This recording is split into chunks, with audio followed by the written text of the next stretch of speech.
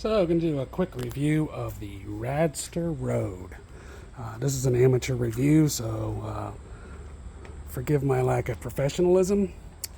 But this is my second rad bike. My first one was the Rad City 2018 bike. Absolutely love the bike. Now I put 1,000 miles on the Radster, and I put over 5,000 miles on the Rad City. But both bikes, really great bikes. Can't really go wrong with them. For the Radster, there's a whole bunch of pluses and a couple of minuses when you compare these two bikes. Let me just tell you what I got on it. I have a few accessories on it here. I got a little bag in the front and a cell phone holder and a little mirror on the end.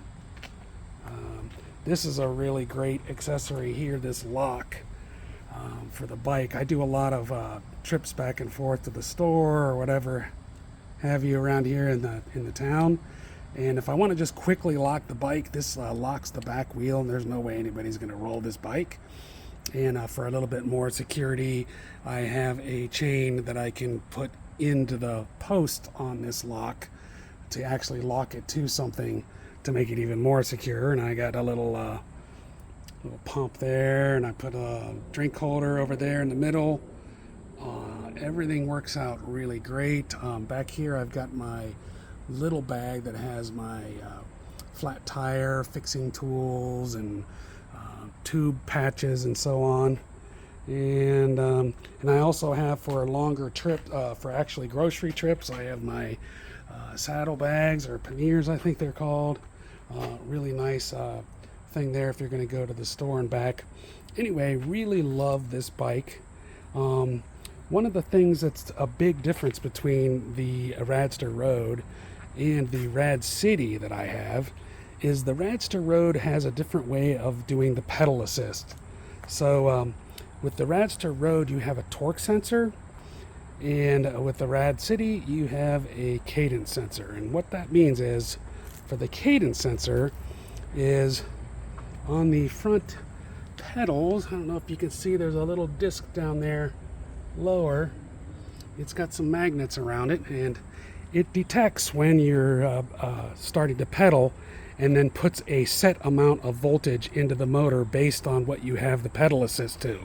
So if you have it on pedal assist 3, it's probably going to put a constant like 350 watts into the back. There's no in between. That's 1, 2, 3, 4, or 5, and they're all set voltages that go into the motor. And what I found out with this one is, the disadvantage is that I always wanted something in between 2 and 3, or 1 and 2, or 3 and 4. There's always, where I live, there's always a little slight uphill or a slight downhill, and I found myself just putting it in 1, and then when I needed a little bit more, I'd use the throttle and kind of kept my hand on the throttle. That worked the best, and it's not a big downside at all. I really enjoy this bike a lot, and right now I've gifted it to my wife so she can ride with me now on the trails. Now the torque sensor, what's cool about this is it puts the voltage in. The voltage that it puts into the motor depends on how hard you press on the pedals, and then the pedal assist actually determines how much pressure you push on the pedals versus how much power it's going to give. So at power 1, you're going to be pumping like crazy to get any power out of the motor, and at pedal assist 5, you barely touch the pedals and you get maximum amount of thrust. So that's really nice here. I don't find myself ever being in between. It's constantly, it shows you the wattage that's going into the motor as it's going, and it's jumping up and down like crazy basing on my pedaling. So it really is kind of nice. One thing that is a downside is, because of the weight of the bike, I almost never ever use 1 or 2 on the pedal assist. Forget it on 1. It's just, unless I'm in a really heavy pedestrian zone where there's a lot of people walking around and I'm going really slow, like 5 or 6 miles an hour on flat ground, the 1 is pretty good. 2, not that much better. However, 3, 4, and 5, those are the sweet ones for me. I go on that all the time. If I'm doing a grocery run, I'll just keep it on 5. And what's cool about it is it's not using a lot of power on 5 if you're not going really fast. If you're only going 10, 12, 15 miles an hour on pedal assist 5, it's really not using that much power, because again, it matters with the torque that you're putting on the pedal, on how much voltage it's going to give you. So yeah, that's that.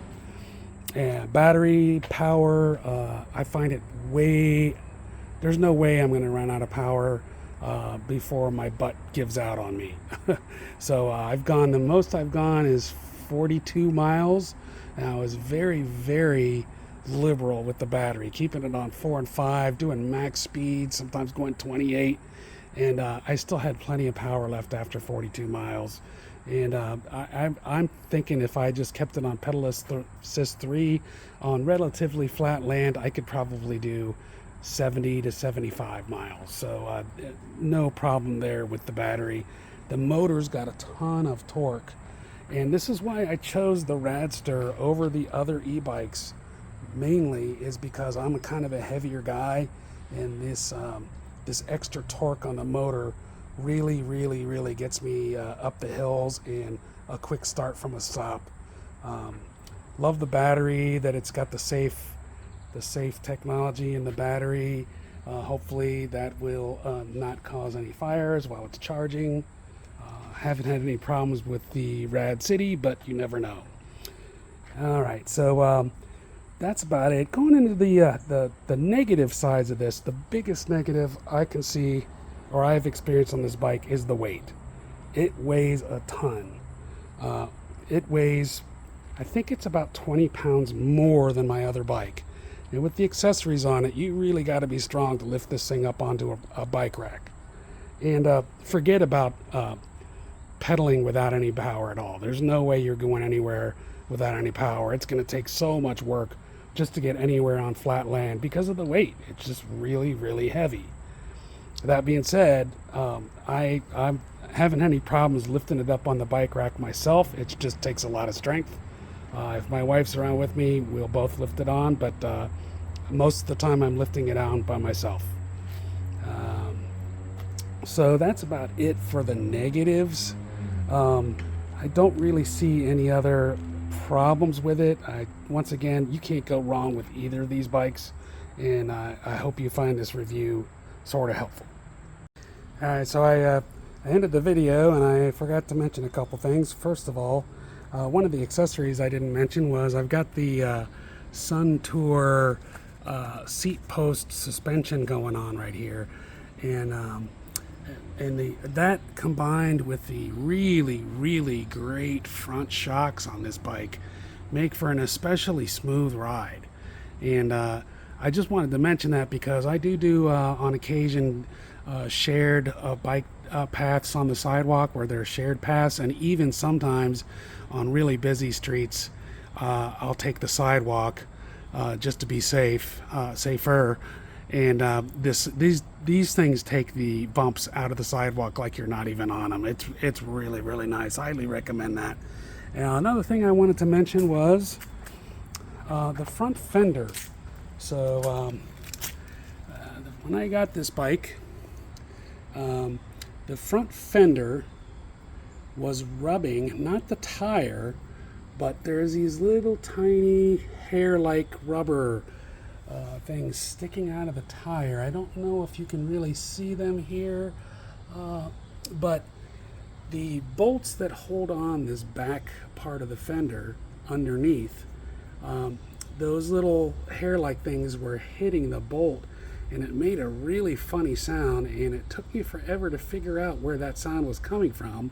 But when I did, I realized that the fender is just a little bit too close to the tire. So, really easy fix for this was I got a couple of washers, and I installed the washers. Hopefully you can see them there. I installed the washers on there, and that holds the back fender further off the tires, And after 900, almost 1,000 miles, I haven't had any problems at all. So I just wanted to mention those couple things before I ended my review.